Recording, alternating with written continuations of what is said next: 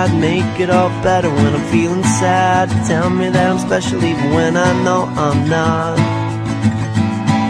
Make it feel good when I hurt so bad, barely getting mad, I'm so glad I found. Olá pessoal! Hoje eu vim com um novo vídeo pro vlog e dessa vez é uma resenha de um livro que eu já li há um tempo, mas que a história tá na minha cabeça até hoje, porque eu realmente gostei muito, que é esse livro aqui, O Príncipe da Névoa, do Carlos Ruiz Zafón. E é uma história muito que te prende no livro e eu li numa tarde só. Claro que o livro é pequeno, tem menos de 200 páginas, mas é uma história muito bacana e que você fica pensando por horas a fio. E eu vou fazer uma resenha aqui sobre essa história, eu espero que vocês gostem e que leiam também esse livro porque vale a pena. Então, a história se passa no ano de 1943, durante a Segunda Guerra, e o protagonista, o Max, ele tá se mudando com a família dele, o pai, a mãe e as duas irmãs, para um vilarejo costeiro para fugir da guerra. E o único que tá animado com essa mudança é o pai do Max. Quando eles chegam na estação de trem, de cara o menino já percebe um monte de mistérios, um monte de acontecimentos estranhos, como, por exemplo, o relógio que conta as horas ao contrário, né, que gira no sentido anti-horário, o gato que tem os olhos saltados e que imediatamente simpatiza com a irmã mais nova dele, e depois a irmã mais nova dele começa a ter um monte de pesadelo e um monte de coisa estranha começa a acontecer com ela. Quando eles chegam na casa, eles encontram vários vídeos de uma família que viveu ali há muitos anos e eles descobrem que aquela família foi vítima de uma tragédia misteriosa, sem explicações. E também eles veem o Max, né, na verdade, vê que nos fundos do quintal da casa tem um portão que dá para um jardim de estátuas, que o jardim em si é projetado na forma de uma estrela de 5 pontas. Ele, olhando de cima, faz desenho de uma estrela de 5 pontas e depois ele descobre que esse símbolo tem um significado. Então o autor ele coloca ao longo do livro vários pontos assim misteriosos, sem explicação, mas no final você vê que todos esses pontos de alguma maneira se encaixam numa outra história que aconteceu no momento anterior a essa história, e você vê que tudo faz sentido.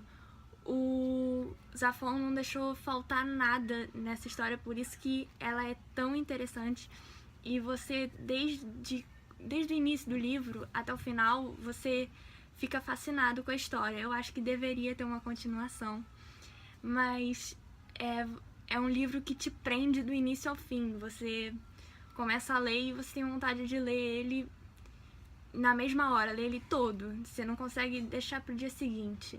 Eu, pelo menos, não consegui. E é muito interessante. Aí o menino, o Max, também, ele conhece faz um amigo lá que futuramente ele se apaixona pela Alicia, que é uma das irmãs do Max.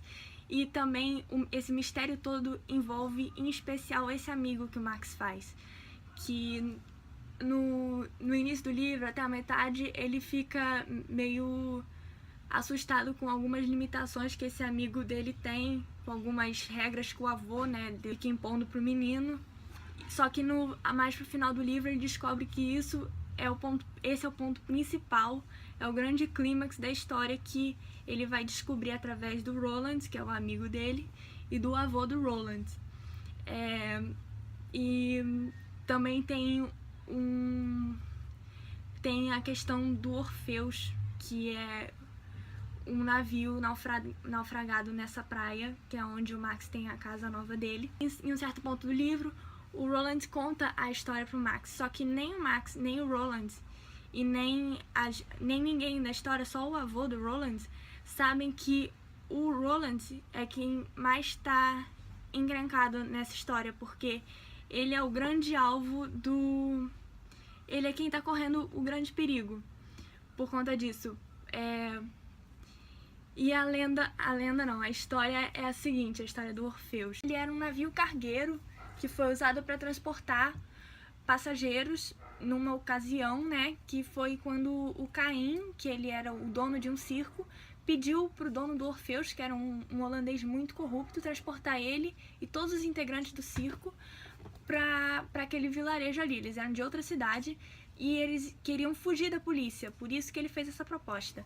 E o holandês aceitou, porque ele era muito endividado com jogos e tal, e ele precisava quitar as dívidas dele. E o avô do Roland, ele não queria deixar o Caim fugir da polícia. Eu não vou contar com riqueza de detalhes, senão eu vou dar um spoiler do livro, já que a história do livro praticamente toda gira em torno dessa história do Orfeus. Mas vocês, quando lerem, vão ver que tudo se encaixa. Enfim, aí o avô do Roland foi escondido no Orfeus e eles foram rumo ao vilarejo. Só que o Orfeus enfrentou uma tempestade muito forte e foi arremessado contra o costão de pedras, que é onde o farol está construído. Só que na época não tinha o farol. E todo mundo morreu, exceto o avô do Roland. E por ele ter sido o único sobrevivente, ele ergueu o farol lá e virou o faroleiro. Só que o que aconteceu? Quando eles foram resgatar os corpos dos integrantes do circo e do Caim, né, que era o dono do circo, eles notaram que tinha uma névoa em torno do Orfeus e eles não encontraram corpo nenhum. E ficou um mistério ali, por isso que o vilarejo é todo assombrado, que tem todas essas coisas estranhas acontecendo. No desenrolar do livro você vê que tudo se encaixa de uma maneira muito perfeita, como um quebra-cabeça. E que o grande clímax do livro é esse acontecimento do Orfeus, né? O que aconteceu com o Orfeus ali no litoral, né, na beira da praia, foi o que gerou toda essa confusão, esse mistério, essas coisas estranhas naquele vilarejo. Então, todas as coisas, o relógio, o gato, o jardim de estátuas, que na verdade foi o que eu achei mais interessante, né, que tem relação com essa história, e também com uma outra história, com uma outra parte da história que o avô do Roland conta mais pro final do livro. E você vê que tudo se encaixa. Então é um conto bem comovente, que você fica preso do início ao fim, fica com vontade de saber o que vai acontecer. Eu não consegui parar de ler, por isso que eu li só em uma tarde. E essa lenda do Orfeus, o autor, o Zafón, fez com tanta perfeição que você lendo assim na história parece uma coisa muito real, dá vontade de sair contando pra todo mundo. Só que na verdade tá tudo dentro de só mais uma história fictícia. Mas é uma leitura muito bacana, muito reflexiva, você vê que tudo tá entrelaçado com tudo no livro, ele não deixa faltar nenhum ponto. Faz você refletir o livro inteiro.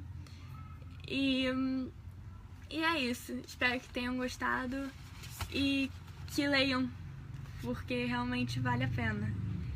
É um dos poucos livros assim que eu estou recomendando pra todo mundo.